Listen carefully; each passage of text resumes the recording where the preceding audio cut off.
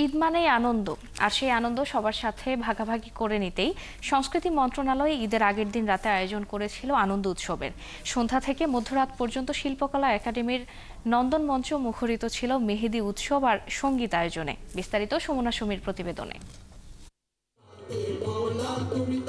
শমীর কাওয়াল ও তার দলের কাওয়ালি সঙ্গীতের মনোমুগ্ধকর পরিবেশনা দিয়ে শুরু হয় সংস্কৃতি মন্ত্রণালয়ের এবারের ঈদের আয়োজন।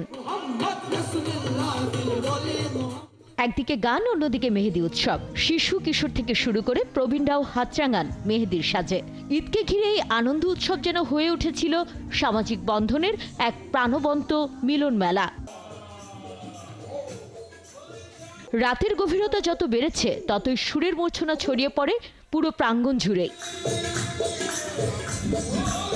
ফোক আধুনিকের মিশেলে শিল্পী আতিয়া আনিসা তার পরিবেশনায় মন কেড়েছে সব দর্শকের। সব মিলে দারুণ লাগছে। আর আমি কখনো চিন্তা করি না যে চাঁদ রাতের মতো একটা অনুষ্ঠানে শিল্পকলা কিছু আয়োজন করবে, কারণ কখনো ধর্মীয় কোনো অনুষ্ঠান বা কিছু হয় না। মানে অপূর্ব ভালো লাগছে, কারণ এই প্রথম ফার্স্ট টাইম আমাদের শিল্পকলা এরকম একটা অনুষ্ঠান শুরু করেছেন।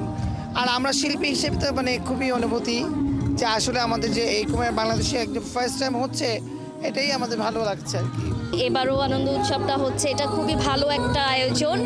প্রতি বছর যেন এই আয়োজনটা অব্যাহত থাকে এই আশাই করি। এরপর একে একে মঞ্চ মাতিয়েছেন জনপ্রিয় কণ্ঠশিল্পী পারসা মাহাজাবিন পূর্ণা, অ্যাঞ্জেল নূর, মিঠুন চক্র ও ব্যান্ডল আভাস। শিল্পীদের মনোমুগ্ধকর পরিবেশনা বাড়িয়ে দেয় এবারের ঈদের আনন্দ। সুমনা সুমি, ৭১, ঢাকা।